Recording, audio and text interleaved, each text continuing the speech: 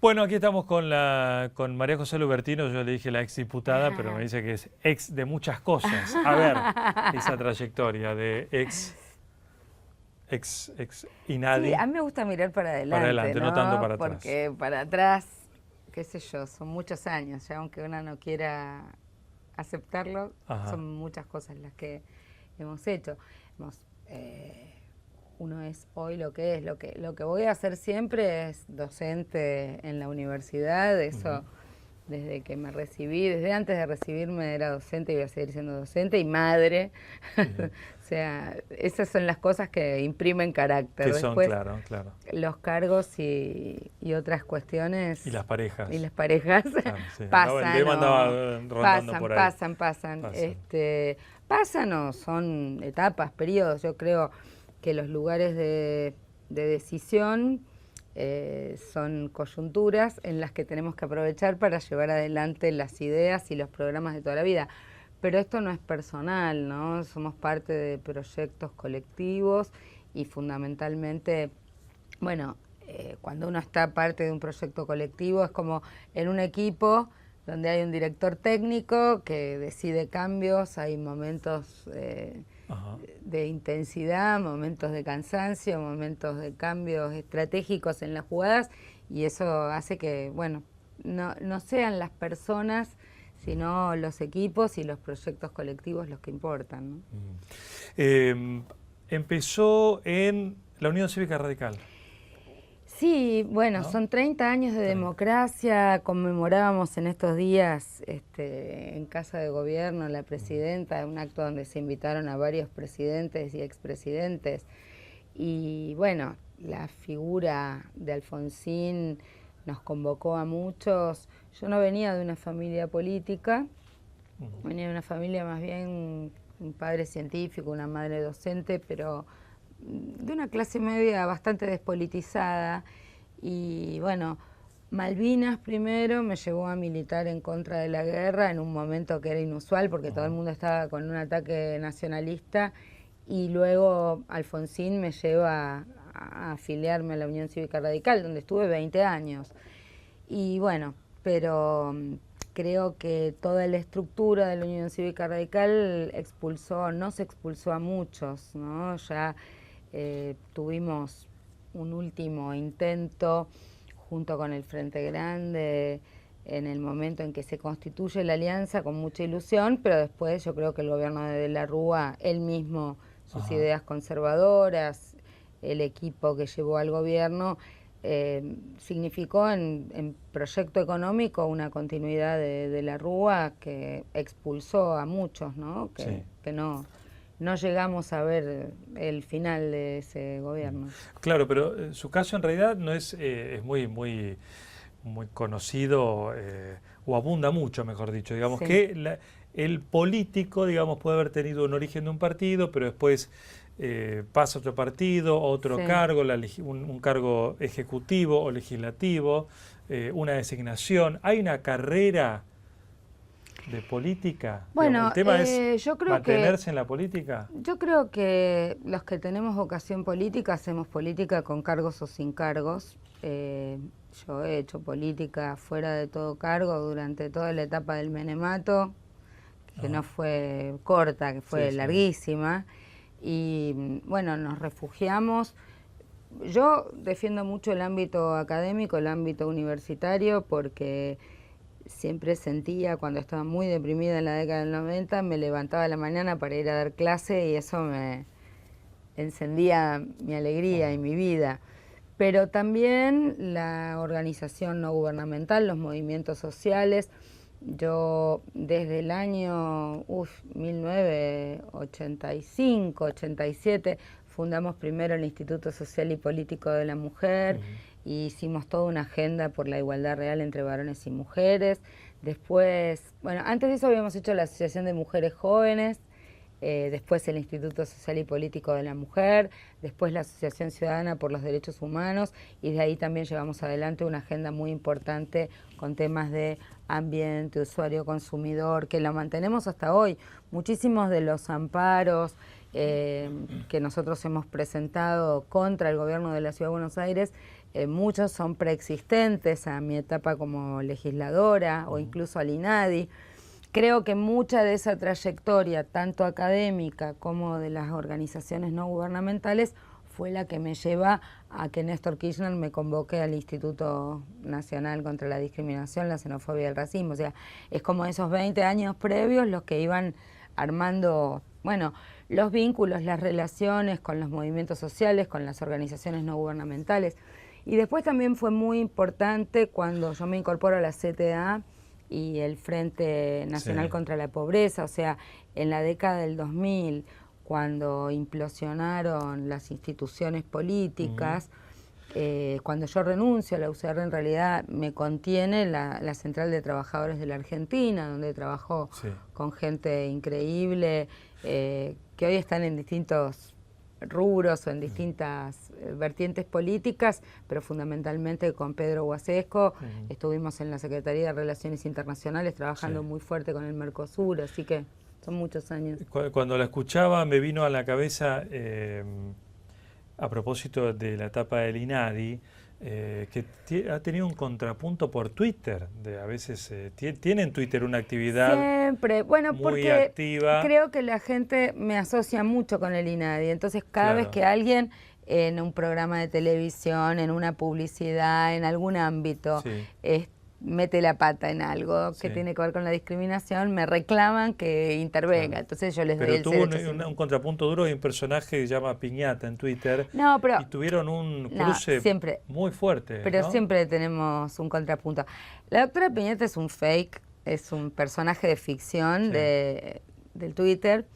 Y yo la tomo como un personaje antagónico. En realidad, cuando yo hablo con ella está siempre promoviendo la violencia, matar gente, tiene frases realmente de un grado de autoritarismo nazi, digamos. Ella defiende a los represores, a la dictadura.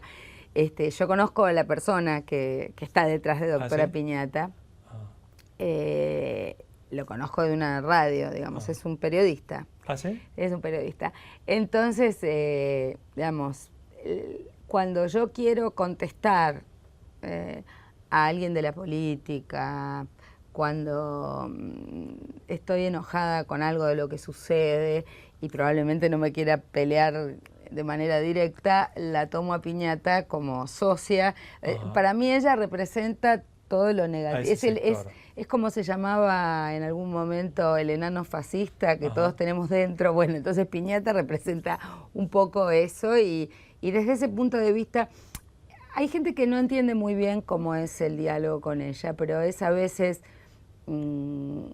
tiene un humor muy ácido, que yo creo que en realidad lo que hace es cuestionar la corrupción, cuestionar determinados comportamientos, y bueno, yo hago ese contrapunto con ella como haciendo una exageración de la posición del INADI y confrontándolo con alguien que es el antagónico, ¿no? Pero tiene mucha participación en las redes sociales, ¿no? Eso apuntaba porque lo escuchaba con lo de INADI. Ahora, volviendo a otras cuestiones, le quería preguntar ahora tiene un cargo en el Frente Grande, ¿verdad? Sí, bueno, el Frente Grande es un partido nacional que recordemos que surge en su momento cuando el grupo de los ocho se separa del peronismo y que nucleó mucha gente muy interesante provenientes de la izquierda, de distintas fuerzas políticas.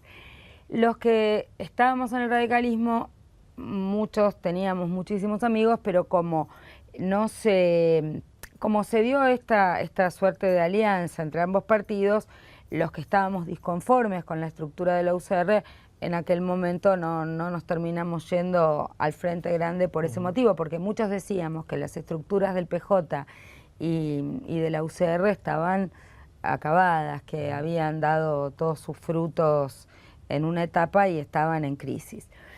Sigo creyendo que no se puede hacer un análisis lineal de la UCR y del PJ a nivel nacional. Creo que hay muchas realidades locales diferentes. Esto da cuenta las diferencias ideológicas que hay entre los propios gobernadores de una misma fuerza política, diferentes posiciones, pero igual creo que está faltando construir lo nuevo. En este sentido, desde mi perspectiva, el kirchnerismo y el Frente para la Victoria viene haciendo un proceso interesante en cuanto a la agenda, en cuanto a los liderazgos, tanto de Kirchner como de Cristina, pero no hay estructura partidaria. Ha habido sí una fuerte movilización popular, hay movimientos sociales dinámicos, pero todavía me parece que hay un desfasaje entre la institucionalidad de los partidos y las fuerzas sociales y políticas que sostienen un proyecto, ¿no? Entonces, nos parece interesante, bueno, con la nueva ley de partidos políticos no hay espacio para los partidos pequeños, para los micropartidos. Sí. Creo que estamos en un marco de grandes coaliciones. Nosotros mantenemos esta posición de que tiene que haber un espacio más de izquierda. Realmente el PJ es amplio, pero contiene expresiones que van de derecha a izquierda. Entonces nos sentimos más a gusto con una fuerza política en donde estamos a gusto en términos de agenda, donde todos defendemos el derecho al aborto, donde todos defendemos el medio ambiente, donde, digamos, por supuesto, cuando uno representa una fuerza política que tiene estas posiciones, en realidad tiene que trabajar socialmente para concitar más adherentes, ¿no? Le planteo ahora cuestiones cotidianas de todos los días que están pasando, por ejemplo, con los cortes de luz, una crisis energética. Bueno, ¿qué le voy a decir? Está al tanto. Por supuesto, la padezco. No sé si la padece o no. ¿Padece también el aumento de precios? ¿Hay una inflación creciente? Sí, yo creo que son, digamos, creo que son dos... Pero espere, que tener una agenda larga. Este panorama, claro, porque usted me relató la cuestión política interna, perfecto. Ahora, en lo cotidiano, usted frente a esta realidad palpable, digamos, ¿cuál es su posición? Bueno, en primer lugar, creo que hay asignaturas pendientes de toda esta década. Se han hecho muchos cambios y se han recuperado muchas empresas de lo que era el modelo menemista, pero creo que en materia energética, por ejemplo, o en materia de telefonía, le agrego un rubro, o de telefonía celular, creo que hay que producir un cambio importante. Esto quiere decir, me parece que en términos generales, o hay que pasar a reestatizar estas empresas, o hay que ponerle reglas y modificar el marco legal para que se cumplan con determinados estándares de calidad y de participación ciudadana en términos de control ciudadano de cómo se prestan los servicios. Y en el caso en particular de la Ciudad de Buenos Aires, hay algo que nosotros vinimos señalando durante todos estos años en la gestión de Macri. O sea, no se puede... La naturaleza tiene límites. No se puede en una ciudad con un desarrollo como la Ciudad de Buenos Aires seguir autorizando construcciones de torres, de edificios. Si usted sale de este lugar donde estamos grabando, para la derecha, para la izquierda, para el norte, para el sur, ve casas, edificios. Entonces, están autorizándose edificios y construcciones en una ciudad donde la infraestructura... Se me fue a Macri. No, pero no puedo, yo le decía inflación, Bueno, primero hablamos de la infraestructura. Primero hablamos de la crisis energética, de la infraestructura. Entonces hay dos cosas. La concentración de personas en las grandes ciudades, en el caso de la Ciudad de Buenos Aires, es indiscutible. No puede pensarse la energía y el plan energético sin pensar, no solamente replantearse la relación con las empresas. Pero eso no es un tema de Macri, la construcción de edificios y la relación energética. Por supuesto que es un tema. Sí, por supuesto que es un tema porque es el gobierno de la ciudad el que autoriza las nuevas construcciones y no se puede, y por eso hacen lobby todo el tiempo. Pero no en relación al consumo de energía, sino... El gobierno de la ciudad es el responsable de no autorizar o no habilitar nuevas construcciones sin pensar en los estacionamientos, la infraestructura de agua, gas y servicios.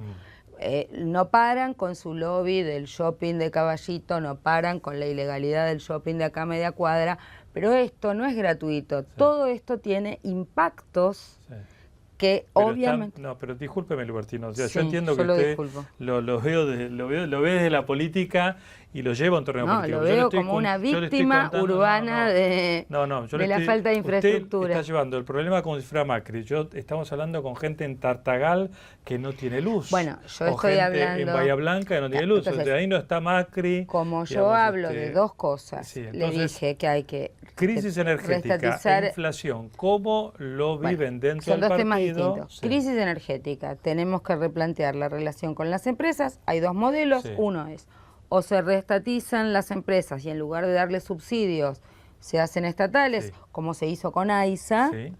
O, ¿y aumento de tarifas?